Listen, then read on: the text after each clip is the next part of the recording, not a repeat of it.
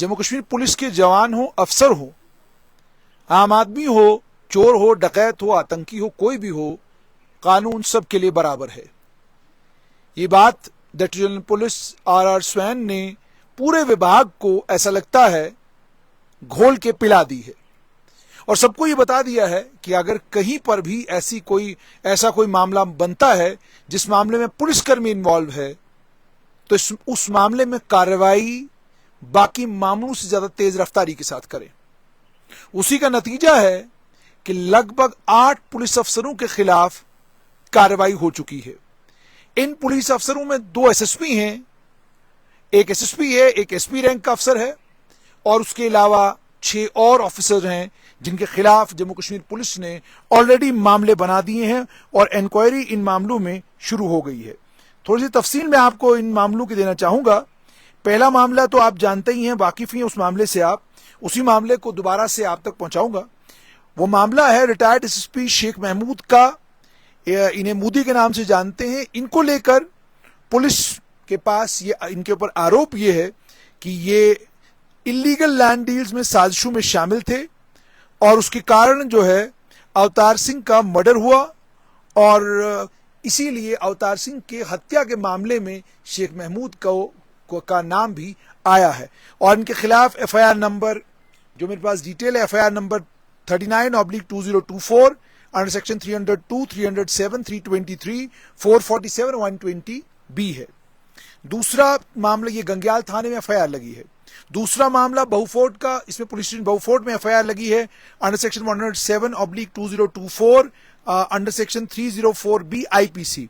इसमें retired ASI Mohammad Rafiq के खिलाफ एफआईआर लगी है। इसको लेकर इनके ऊपर, मोहम्मद रफीक के ऊपर ये आरोप है कि इन्होंने दहेज मांगा और बहुत बुरे तरीके से, और जिसके कारण एक जिसके कारण मौत भी हुई है और उसके बाद इस मामले में इनको भी बुक किया गया। इस मामले में इनके खिलाफ एफआईआर दर्ज की गई। बागेबहू थाने में, ये बहुफोर्ट थाना था, बागेबहू थाने में भी एक एफआईआर दर्ज हुई है सेक्शन 22/2024 अंडर सेक्शन 153/509 आईपीसी की धाराओं के तहत और ऑफिशियल सीक्रेट्स एक्ट 1923 इसके तहत एक मामला जो है वो बना है रिटायर्ड एसएसपी मोहम्मद असलम शेख के खिलाफ, जो शेख अब्दुल गनी के पुत्र थे, वार्ड नंबर 3 उधमपुर के रहने वाले और इस समय शास्त्री नगर जम्मू में रह रहे हैं। इन्हें ऑफिशियल सीक्रेट्स एक्ट में बुक किया गया है। इनके ऊपर आरोप यह कि इन्होंने समुदायों के बीच में झगड़ा करवाने वाले बयान दिए, प्रेस कॉन्फ्रेंस की, और उसके अलावा जो जानकारी इनको पुलिस अधिकारी के तौर पर प्राप्त हुई थी उस जानकारी को इन्होंने आम लोगों के बीच में साझा किया, जिसके चलते इनके खिलाफ भी एक मामला जो है वो दर्ज किया गया है। इसके अलावा जो बाकी पुलिस ऑफिसर्स इनके खिलाफ मामले दर्ज हुए हैं, ये इसमें सबसे पहले 39/2024 223 224 जानीपुर पुलिस स्टेशन में सेक्शन गेट कांस्टेबल सुरेश कुमार और एसपीओ अर्जुन कुमार के खिलाफ जो है मामला दर्ज किया गया। इनके ऊपर यह आरोप है कि इनके कारण एक अपराधी जो है वो कस्टडी से भाग गया। उसके बाद पीरमिठा थाने में एक मामला section grade constable Zahid Latif के खिलाफ बना है, एनडीपीएस एक्ट का मामला है ये। इसमें यह कहा गया है कि ये एक जगह पर घूम रहे थे और जब इनकी तलाशी ली गई तो तलाशी के दौरान लगभग 2 से 3 ग्राम हेरोइन इनसे बरामद हुई। जब ये रिकवरी हुई उसके फौरन बाद इनके खिलाफ एनडीपीएस एक्ट में मामला दर्ज कर लिया गया। मीरा साहब की बात करें तो section grade constable Rajinder Singh के खिलाफ एफआईआर दर्ज हुई है। इनको लेकर ये आरोप है कि इन्होंने किसी के कहने के ऊपर धारदार हथियार लिया और एक महिला के घर में घुसे, उन्हें मोलेस्ट किया, उन्हें थप्पड़ मारा और उसके बाद उनके खिलाफ भी मामला दर्ज किया गया है और इंक्वायरी इनिशिएट की गई है।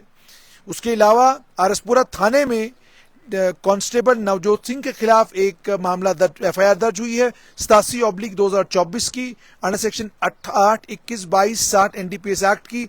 इसमें यह कहा गया है कि यह व्यक्ति भी सस्पिशियसली कहीं पर घूम रहा था और इसे पकड़ा गया और जब इसको पकड़ा गया, इसकी पड़ताल हुई तो इससे भी हेरोइन बरामद हुई। उसके बाद जजर कोटली थाने में एक कांस्टेबल लियाकत अली के खिलाफ भी एक एफआईआर दर्ज हुई है under section 354 A B C D 504 506 और 147 आईपीसी की धाराओं के तहत मामला दर्ज किया गया और इंक्वायरी भी इस मामले में इनिशिएट की गई है। यानी 8 पुलिस अफसरों के खिलाफ कार्रवाई और आदेश बिल्कुल सख्त कि किसी भी पुलिस ऑफिसर को अगर किसी भी तरीके की आपराधिक गतिविधि में आप शामिल पाते हैं तो फौरन उसके खिलाफ मामला बनाइए, फौरन उसके मामले में पड़ताल कीजिए, फौरन एफआईआर दर्ज कीजिए, इंतजार मत कीजिए।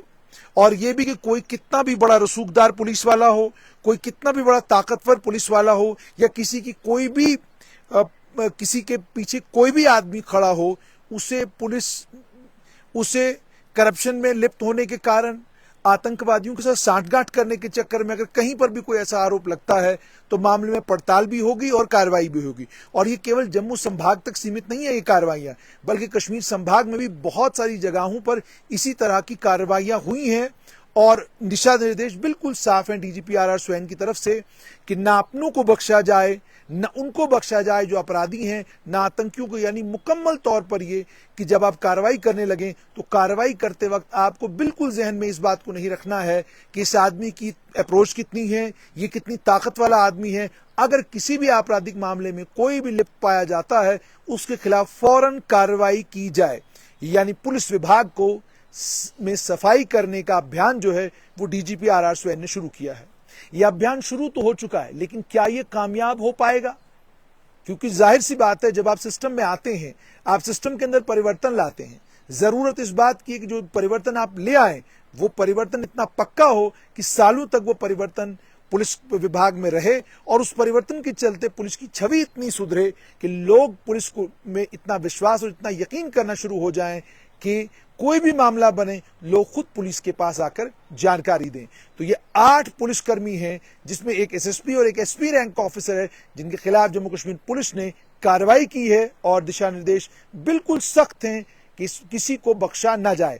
इसमें यहां पर इस बात की भी प्रशंसा करनी होगी कि इन मामलों में एसएसपी जम्मू विनोद कुमार हो, एडीजीपी जम्मू आनंद जैन हो या डीआईजी जम्मू सुनील गुप्ता हो, किसी भी लेवल पर आप सिफारिश करने की कोशिश करेंगे तो कोई सिफारिश चलती नजर नहीं आ रही है। यानी साफ ये है कि अगर आपके खिलाफ कोई मामला है तो कोई भी आपकी बात सुनने वाला नहीं है। आपके पास तथ्य हैं, आपके पास फैक्ट्स हैं, उनको आप कोर्ट के सामने रखें।